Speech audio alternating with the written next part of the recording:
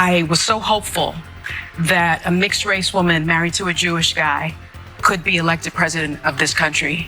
And I think that it had nothing to do with policy. I think this was a referendum of cultural resentment in this country. Was it though? All right, well, as you just watched, Bakari Sellers, David Axelrod, who had clarity before the election but seems to have lost that clarity after the election, Joy Reid, Sunny Hostin, they're all blaming Kamala Harris's loss on the character of the American electorate.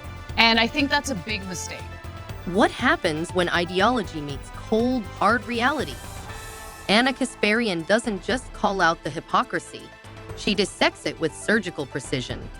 She reveals how misplaced priorities are driving voters away from the left and into the arms of populist figures like Donald Trump. Kasparian has sparked an intense debate with her fearless critique of the woke narrative. In this explosive showdown, she challenges the very foundation of identity politics, championed by the show's hosts. From dismantling divisive rhetoric to exposing the Democratic Party's policy failures, Kasparian's fiery takedown cuts straight to the heart of what's wrong with mainstream media today. But before we dive into the drama, make sure to smash that like button and subscribe, so you never miss our latest hard-hitting content. Did you just subscribe? Awesome. Now let's break it down. Let's break this all down. This is the second time that Democrats bet the House on white women. And there were appeals to racism in this campaign, and there is racial bias in this country, and there is sexism in this country. And anybody who thinks that that did not in any way impact on the outcome. I was so hopeful that a mixed race woman married to a Jewish guy could be elected president of this country. And I think that it had nothing to do with policy. I think this was a referendum of cultural resentment in this country.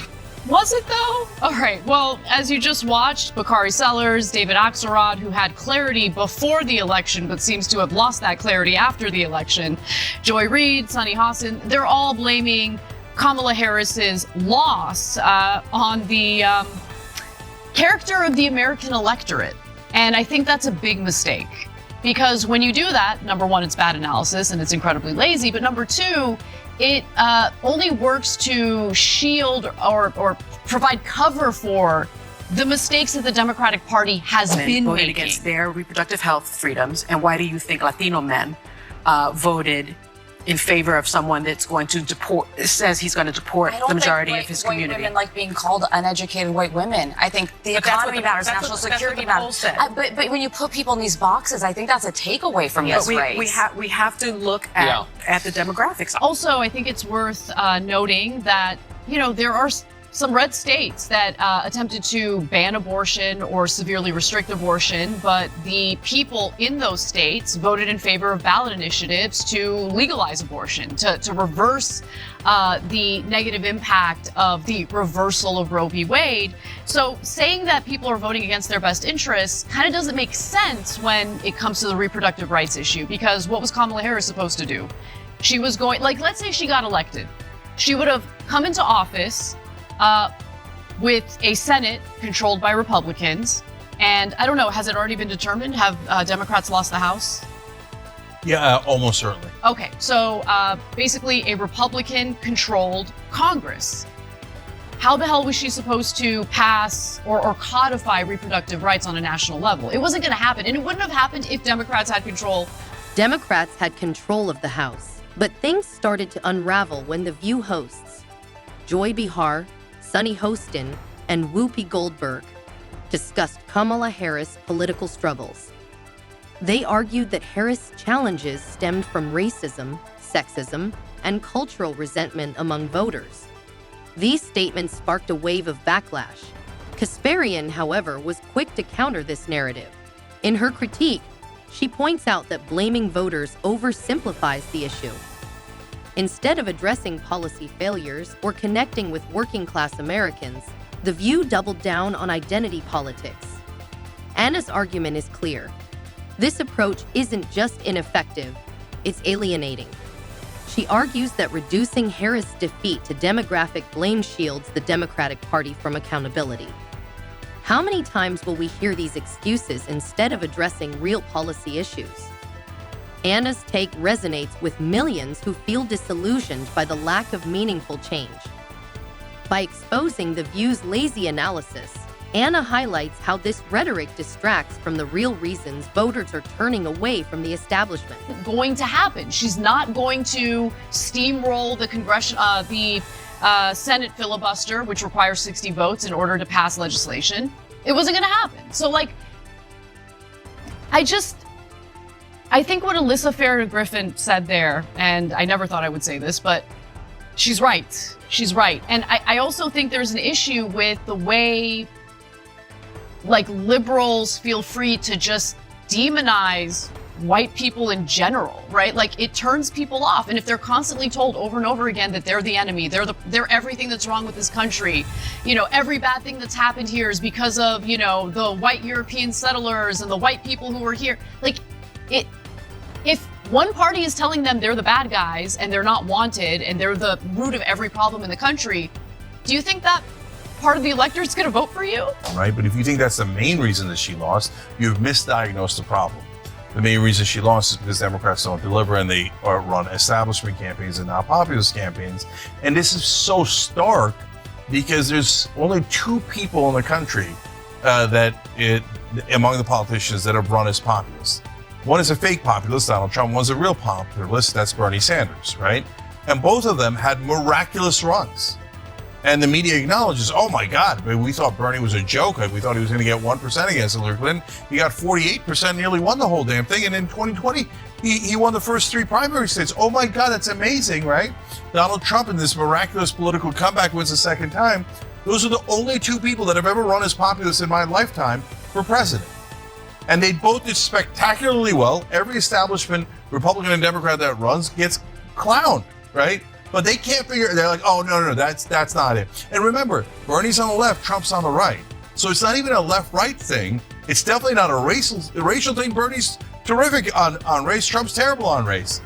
But they both won. Oh, I'm sorry, Bernie didn't win ultimately, but he had a miraculous rise up in the polls. And so if you're looking at it in an unbiased way, clearly the American people are saying we don't like the elitism.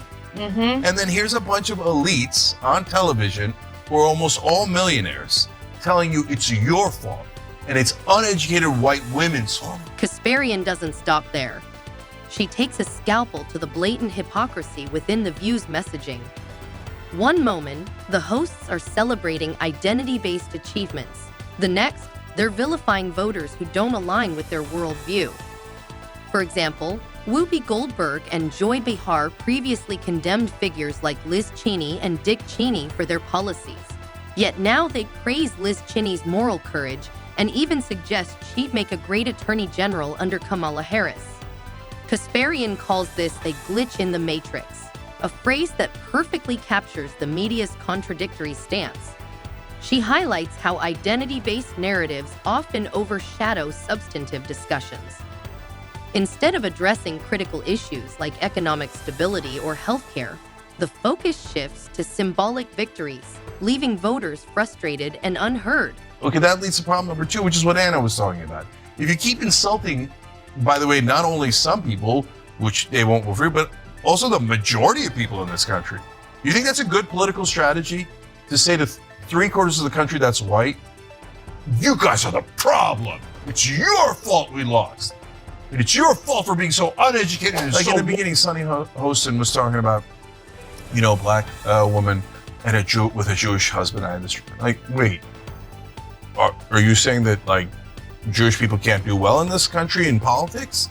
Because there's that stereotype also exists. What are you talking about? Bernie Sanders, again, legendary in how well he did. Jamie Raskin, one of the most popular figures in politics, and Josh Shapiro, an incredibly successful and popular governor in Pennsylvania. What are you guys talking about? It doesn't have anything to do with them being Jewish or black or anything like that. It has to do with the substance of their campaigns. But people on TV hate substance.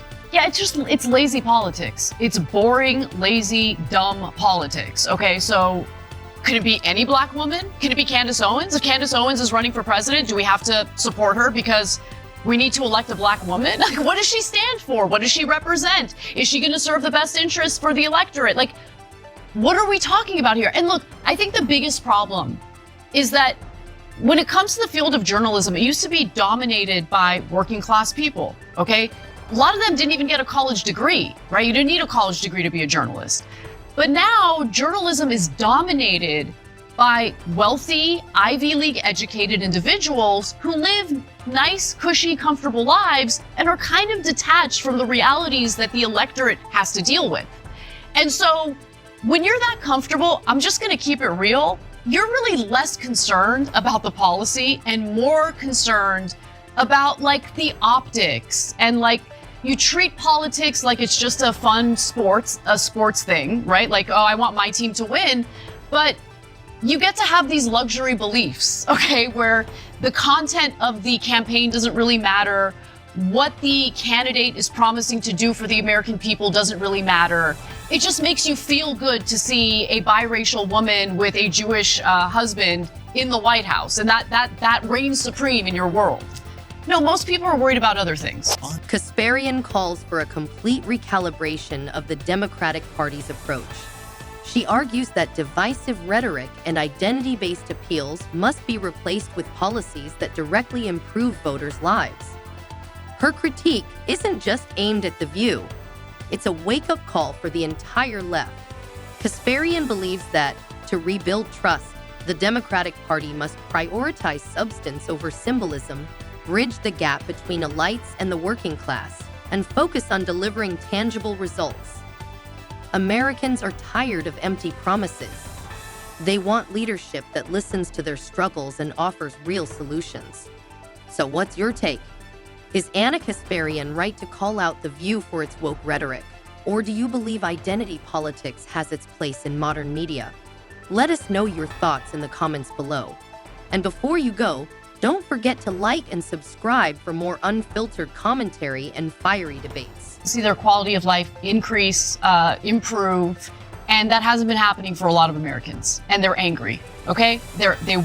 Yes, there's a level of wanting to retaliate against the establishment politicians, and Donald Trump is the perfect figure to utilize for that retaliation, and I think that there's a lot of that going on. Oh, 100%.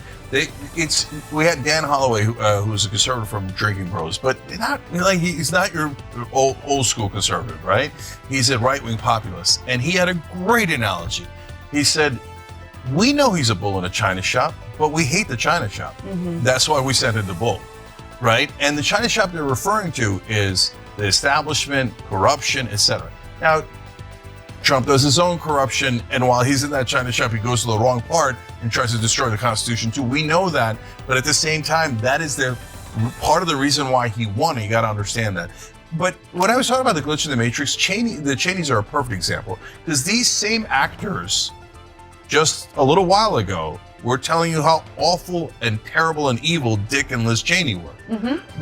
But now that we're in Act 3 of the play, they've now turned around 100% and telling you about that same crew. The View said Liz Cheney had incredible moral courage. She had a wonderful moral core. That was the phrase used by Whoopi Goldberg in particular.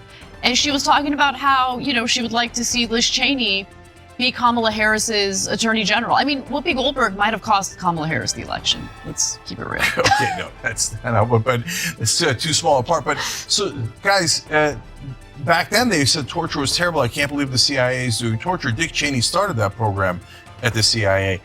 Today, fast forward, and Whoopi Goldberg saying in that same episode that Liz Cheney maybe should be the head of the CIA.